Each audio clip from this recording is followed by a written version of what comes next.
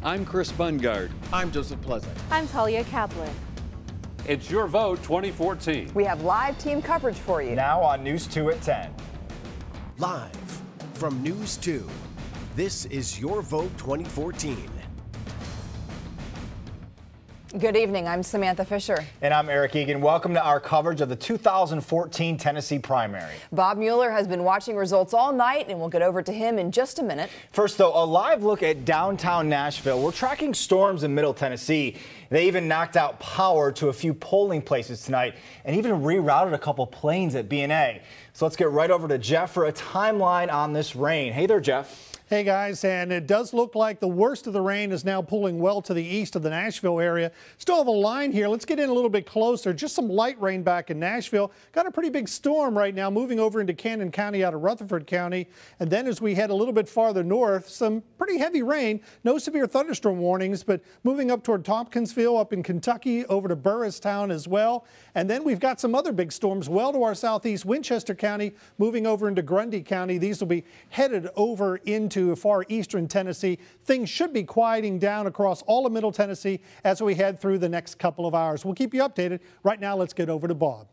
All right, thank you, Jeff. It is primary election night in Tennessee. We'll be scrolling the local results at the bottom of the screen. We want to begin tonight with the most watched battle of the evening. The question, whether to retain or replace 3 state Supreme Court justices. Numbers indicate Justices Sharon Lee, Cornelia Clark, and Gary Wade will all be retained to the state's high court. So why is this important to you? News 2's Chris Bungard joined us live tonight with some perspective on why today's vote is so important to the court. Chris? It's been a jubilant night here for 2 of the 3 state Supreme Court justices up for retention. The other one's in Knoxville. Now things look good very early on from the early evening when the first numbers came in. You're looking at Connie Clark, Justice Connie Clark, as she comes in here. Almost immediately it was about 60-40 to be retained. The 3 justices withstood a challenge spearheaded by Lieutenant Governor Ron Ramsey and funded primarily by his PAC. He and the PAC and his supporters wanted to see more Republicans on the bench instead of justices appointed by the previous Democratic governor. And they sent a resounding message that they do not want politics in the courtroom. And they also sent a resounding message that in Tennessee, justice is not for sale. And they can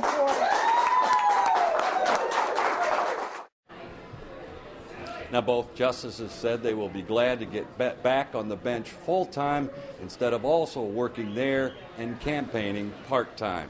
Reporting live, Chris Bungard, Nashville News 2. Thank you, Chris. Our political analyst Bruce Doby joins us. And Bruce, Lieutenant Governor Ron Ramsey released a statement tonight congratulating the 3 justices on their victory. This was his idea to try to replace them. It failed. This was Ramsey's idea. He bankrolled it. He put the mojo behind it, and it was a failure. Tonight, Ron Ramsey's got to be licking his chops that this was his potential bid to really establish what could have been his gubernatorial campaign 4 years from now, but it didn't go anywhere. And the real reason was if they retained or replaced at least one of these justices, the Republicans then have control over the appointment of the Attorney General, which was the ultimate goal. That's correct. They were going after the few remaining pockets in state government that are still in Democratic control. They were going after those, and they didn't get them. Bruce, still, we appreciate your time and your insight. The results now from the governor's race tonight. Governor Bill Haslam easily defeated his opponents on the GOP ticket. In November, Governor Haslam will face Democrat Charles Brown. We caught up with Governor Haslam tonight. I think the nice thing about having been in office for 4 years is you can run on your record, and we feel good about what we've done. Everything from the new Tennessee Promise, 2 years free community college, to being the fastest improving state in the country in education results, to a lot of the big job announcements we've had. I think we've done what we said we would when we came into office, and it's a lot more fun to run on your record. A reminder, too, election results are available online at WKRN.com and on our News 2 app. Sam and Eric now with a really tight congressional race tonight, guys. Yeah, this has been a big one to watch, Bob. In the 4th Congressional District, it's been a few rocky years for Republican incumbent Scott Desjardins. And he faced 6 challengers today. One of those was State Senator Jim Tracy of Shelbyville. And when we say this race is tight, it is tight, folks. 47% right now holding for Jim Tracy. Scott Desjardins at 44%. And you look at the voting numbers, 18,220, 17,000 and change. Very, very close numbers. We also have reporters with both of these candidates tonight. Yeah, beginning with Talia Kaplan live in Murfreesboro at Jim Tracy's watch party. Talia. Joining me right now is Tim Hooper with Jim Tracy's campaign. And now I have to ask you, we've all seen the advertisement. It focuses on integrity. Do you think that played a role in tonight's numbers? I mean, this race is close. It will, and definitely with Jim, advertising that to integrity. He's lived the life. I mean, he's true blue. He's the real deal. I mean, raising 3 sons, a strong marriage, and just serving his state for 10 years. He's proven to us that he cares about Tennessee, and he knows the issues, he knows the values, and his integrity stands stellar. So yes, it does. We heard at the precincts today, people coming out, we love Jim, and just all the different support, thumbs up, smiles, whatever. So yeah, definitely the integrity plays a role. Now, what about Scott Desjardins? Do you think that all the personal and ethical indiscretions surrounding him played a role in what we're seeing here tonight with these close numbers? Definitely the close numbers. And really, I'm not going to speak against Scott Desjardins, but some of the voters coming out at the precincts, again, some of the animosity felt, I guess, was we're supporting Jim for the fact that someone was less forthcoming, about their past in past elections. So we felt like there was a lot of support for Jim because of past indiscretions, unfortunately. So very much, Mr. Hooper. We're told that Jim Tracy should actually be out here in about 15 minutes. We're going to stay here live. We'll bring you the very latest. For now, Talia Kaplan live in Murfreesboro. Back to you. Talia, yeah, we understand that only a handful of votes separate these two right now, so we'll be following this race. We're going to go to the incumbent right now, Congressman Scott Desjardins. Yeah, his watch party tonight is in Marion County, and that's where our Nadia Ramdas is live with us. Nadia, what's happening there? Good evening. Again, we're coming to you from South Pittsburgh, where one of the hottest and tightest races are going on as we speak. Right now, I am being joined live with Congressman Scott Desjardins. I'm so sorry. It's been a bit of an evening. Thank you so much. We appreciate it. First of all, you are in the midst of a very tight competition here. What's running through your mind?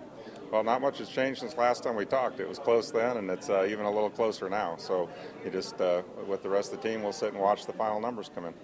And there were many people as we were heading into this election who even counted you out because of the negative ads and, of course, the past and stuff. What does it say about the voters? Well, I think if you do a good job for the voters, that they'll reward you at the polls. So, certainly we've been outspent in this campaign, and the inflow of information, the campaign has been more negative for us, but I do think that this is somewhat of a referendum that people like the way we do our job, but it's awful close. It is definitely very close. So when it's all said and done this evening, where do you see yourself? I can't really say at this point. Of course, I hope we pull out a victory, but I guess maybe my priorities have changed just a little bit with the health issues, so I guess maybe I'm more focused on that, but I do appreciate the folks who are supporting us. And from what I understand, doctors are saying that they expect a full recovery. That's what we're shooting for. And that's great. Thank you so much. We really appreciate it. Again, good luck with this, and we will be out here all evening until the very last vote is counted. Back to you guys. Well, we may have to wait, but when we do have a winner, that person faces Democrat Linda Sherrill and Independent Robert Doggart in November. And now we go back over to Bob for the U.S. Senate race. Well, guys, Lamar Alexander faced fierce competition from Republican challenger Tea Party candidate State Representative Joe Carr. This race received national attention with endorsements like Fred Thompson for Alexander and Sarah Palin for Carr. But Alexander wins this one. The numbers you can see, 52% to 38%, a 14 percentage point win. News 2's Joseph Pleasant is live in the Edge Hill area at Alexander headquarters. Joseph? Hey, Bob, and a lot of people here were not only happy but relieved when the Associated Press called the primary race for Senator Alexander. Alexander himself told the crowd when he got here this was a very long campaign. Alexander. Tonight, a crowd filled with family, friends, and supporters all cheered as Senator Lamar Alexander arrived at his campaign watch party. The senator faced a tough race, as Bob said, against Joe Carr. Carr early on picked up big Tea Party support. With Alexander's win, though, the incumbent senator says this large Republican primary shows Tennesseans trust his leadership and trust him to be a get-it-done senator in Washington. Then after we make our speeches, we're going to have to roll up our sleeves, get together, work with each other, and get something done. That's the Tennessee way. That's the American way. Thank you very much. Senator Alexander said one of his top priorities in the new Congress will be to handle Obamacare. He says he wants to pass legislation that will impact its cost and some of its requirements. You heard him allude to it in his speech. He said that's going to mean that Republicans, Democrats, and Independents are all going to have to work together. Now, he does still face a general election in November, but needless to say, after getting through this primary race, he is very relieved. We're live in the Edge Hill area tonight. Joseph Pleasant, News 2 at 10. Thank you, Joseph. Joe Carr gave up his state House seat to run against Lamar Alexander. He talked to a crowd of supporters inside the Embassy Suites in Murfreesboro. That's why we're here. And while the battle, this battle was lost tonight, this isn't the most important battle. It wasn't the first battle, and it won't be the last battle. Yay! That's exactly right. Carr did give up his seat in the State House District 48 to challenge Alexander. He did not say what he plans for the future politically. So who will Alexander face in November? Here's a look at the Democratic primary tonight. It looks like Gordon Ball is leading here and will win the Democratic primary, although that's possible that Terry Adams could still sneak it out. It is very close tonight. The question, of course, what does the election mean electorally and politically in Tennessee tonight? Other than the Desjardins race, the Tea Party did not do well. Tea Party didn't do well, Bob, and you've seen this played out on the national stage in state after state where the Tea Party nominates a more conservative candidate than the incumbent moderate. Almost to a T, the incumbent moderate has always won. That happened in Tennessee tonight, no big surprises. The moderates had a good night. The moderates had a great night here. They had a great night in the retention election for the Supreme Court. They had a great night in the Alexander Carr race. That's what we know about the Republican Party as we go to bed tonight, more in Tennessee, that the moderate Republican, the moderate wing of the Republican Party is the wing in charge. Appreciate it, Bruce. Taking a look at the other congressional races tonight in District 5, incumbent Jim Cooper is the Democratic nominee. He will face the Republican nominee in this race along with an independent. Cooper is seeking his 7th term. Republican Diane Black takes District 6. She will face Amos Powers and Mike Winton. Black represented that district since 2001. And in District 7, Marsha Blackburn, the incumbent, wins the Republican nomination, with Daniel Kramer winning for the Democrats. Both will go against independent Lenny Ladner in November. Back now to Eric and Sam with the Metro School Board results. Guys? All right, thanks so much, Bob. 4 seats up for grabs tonight on the Metro School Board. And the winners will face a lot of decisions as they debate charter schools and school director Jesse Register's contract, which is up next year. Now, tonight in District 2, incumbent Joanne Brannon is ahead. It looks like she has a healthy lead there. Joanne Brannon, she's the longest serving member right now. She's going for her 3rd term. It's also important to note she is supported by Dr. Register. Now, in District 4, also the incumbent Anna Shepard. She has a lead right now, at least 5%. She is also supported by Dr. Register, so things would sort of stay hold, if you will, if that continues. That's right, but there may be a change in District 6. Chairwoman Cheryl Mays is behind Thais Hunter, a speech pathologist at TSU. She is also a proponent of charter schools, and that's with 47% of the vote of the precincts reporting. And moving on to the closely watched District 8, this is the seat vacated by Michael Hayes. This is the Green Hills area. More than $100,000 was spent on this race, and it looks like Mary Pierce, also pro-charter schools, may be able to win that seat over Becky Sharp. She has 57% of precincts reporting there. So changes could be on the way there. Meantime, our web team is hard at work tonight, updating all the state and county races. So be sure to head over to WKRN.com to find out about the races in your county. Those results are also scrolling at the bottom of the screen. Still ahead tonight, a bizarre crash in Fairview. Yeah, 2 people killed when a car slams into a veterinary clinic. What we've learned since 6 o'clock about what may have caused this crash. Plus, a 20-year-old accused in the crash that killed a prominent Hermitage doctor. Tonight, we've learned that suspect was in violation of his house arrest at the time of the crash. We're going to the state for answers next. We have new information tonight on a Wilson County crash that killed a well-respected Hermitage doctor. News 2 has learned the 20-year-old that troopers say caused the crash violated his house arrest at the time of the crash. So how could that happen? Well, new at 10, our Naja Sherman is getting some answers. At the time of the wreck that killed longtime Hermitage Dr. Eric Rafsky, suspect Clayton Rogers was wearing one of these, a court-ordered ankle monitoring device. Today, I went to the Wilson County Courthouse to find out why he had to wear one. I obtained 2 indictments that show Rogers was in trouble for fleeing from officers and underage drinking. And that's not all. Johnny Knowles, who was monitoring the ankle tracking device Rogers was wearing, told me the day of the fatal wreck, he discovered Rogers violated the terms of his house arrest. Violation would be for not keeping his monitor charged where we could fully monitor everywhere he had been. It has to be working and functioning to do that. Knowles was able to track Rogers from this computer. Here, it shows Rogers' monitor stopped working around 6:17 p.m. because it wasn't charged. That's about 3 hours before the fatal crash that killed Dr. Rafsky. By the orders of the court, Rogers was required to keep his monitor device charged and working 24 hours a day.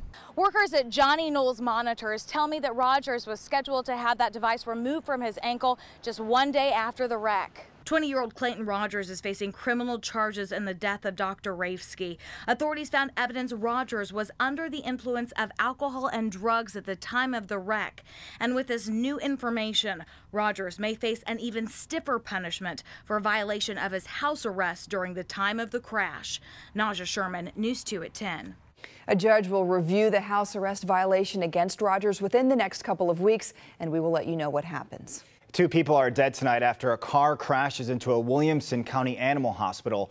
It happened around 4 o'clock in Fairview at the White Oak Animal Hospital off Highway 100. So far, there's no word on what may have caused the crash, but we reached out to the THP about the victims and are just waiting to hear back. We just checked in tonight. There's still no sign of a Clarksville woman who never returned from New York City. Sarah Beth Moore's family last heard from her July 11th. According to investigators, she called her mom from a cell phone she borrowed that day while in Manhattan. She never arrived or her flight home and may have been traveling on a bus with a U.S. soldier. If you know where she may be, get in touch with Clarksville police. Well, many students across the area did not have school today. Yeah, but it's back to school tomorrow. It's the first full day of school for Metro schools and Rutherford County schools. That's also the case for students in the Clarksville-Montgomery County School District. And for students in Williamson County, it is the first day of school tomorrow, but it is a half day.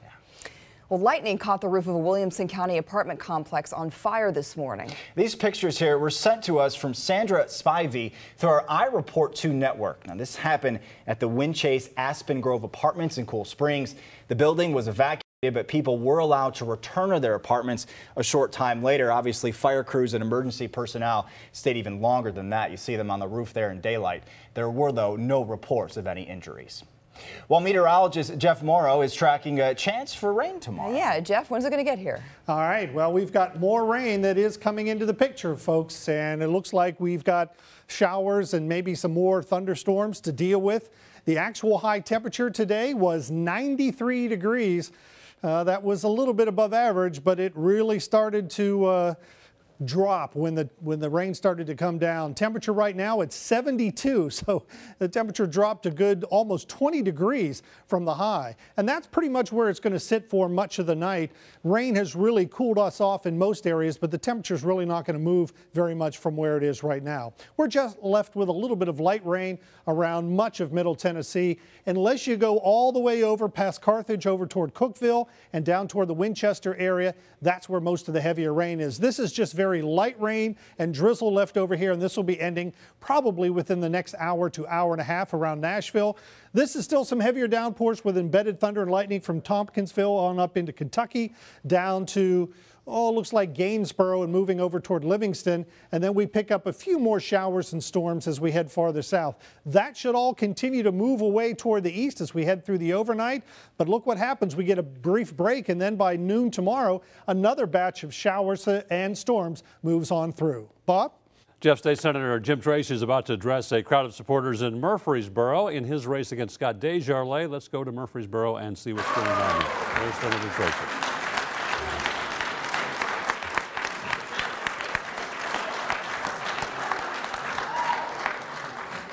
We did it.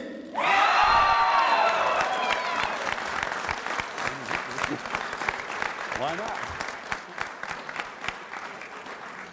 First of all, I want to thank my Lord and Savior, Jesus Christ. Without him, nothing else is possible.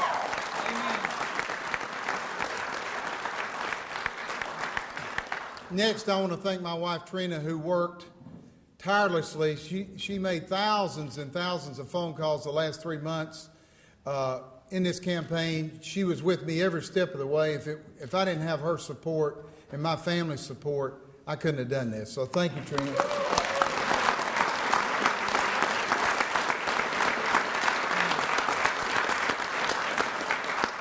One person doesn't win a campaign.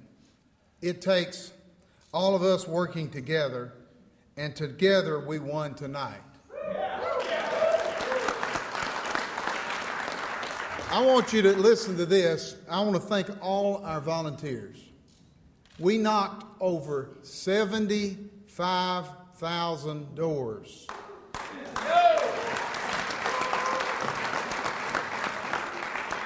We made over 100,000 phone calls, personal phone calls into people's homes, over 100,000.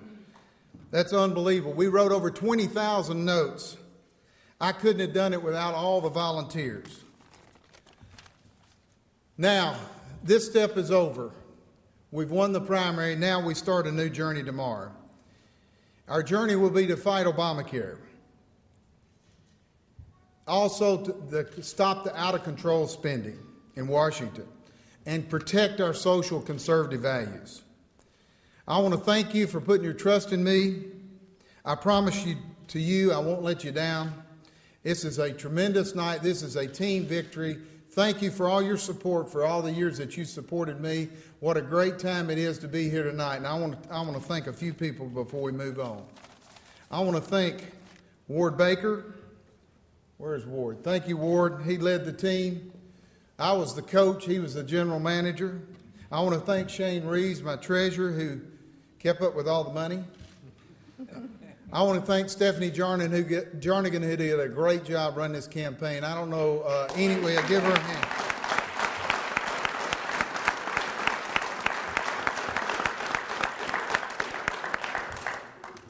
Matt Russell, who's over here with Ward, he was our political director.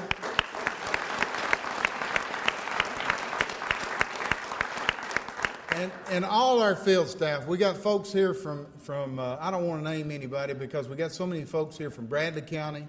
We got folks here in Rutherford County. We got folks in Bedford County. We got folks in Murray County that helped in this race. When you take on an incumbent, it is a tremendous challenge. So it took all of us working together to get this done. I'm looking forward to the next step. I'm looking forward to the journey that we've got to go to November. We're going to need all your help. Take a little break, get a little sleep, and then we're going to come back and start next week. Team, we got to do it. Thank you all so much. God bless each one of you. God bless America. State Senator Jim Tracy claiming victory tonight in his race against 4th District incumbent Congressman Scott DesJarlais. The numbers are very tight. The outstanding numbers you're indicating probably are coming from Murfreesboro, where he is very strong. Right, and that had to carry the race for Tracy was that big urban vote. That's the big urban center of that 4th District. The 4th District, one of the most rural in Tennessee. And because of DesJarlais' problems, you were saying earlier, if DesJarlais wins, it would be an upset incumbent victory. It'd be an upset, the upset power of incumbency right there. Thanks, Bruce. Stay with us. More news when we come back. You're looking right now at the most updated numbers in the U.S. House GOP race, looking like Jim Tracy over incumbent Scott DesJarlais. This was a very, very close race tonight. Yeah, Tracy has claimed victory. Still, though, 15% not reported. We'll continue to watch this. Stay with us. Sports is next. Well, it's been 9 long months since Jake Locker injured his foot on this play against the Jacksonville Jaguars. It ended his season, the Titans season, and arguably the Mike Munchak era. Saturday night, the rehab and the practice, well, they all end, and Locker returns. Really looking forward to getting out and being able to play a real game of football again. I'm excited about it. I think that, like we talked about earlier this week, I guess, going against the Falcons, just kind of exciting being able to go against somebody else. So looking forward to that Saturday night. I'm not worried about him at all. He's a little spitfire and run around. And, yeah, I'm not too worried about it. I think I know what he's going to look like. So, but yeah, so it'll be exciting, especially for the fans. Titans and Packers Saturday at 7 right here on News 2. Join me, Eddie George, and Audra Martin for the broadcast. Chris Johnson made his Jets debut tonight. Here's the good news. A 1-yard touchdown. Here's the bad. 1 yard on 3 carries. Jets beat the Colts 13-10. Final weather after this. Thank you for joining us. Have a good night.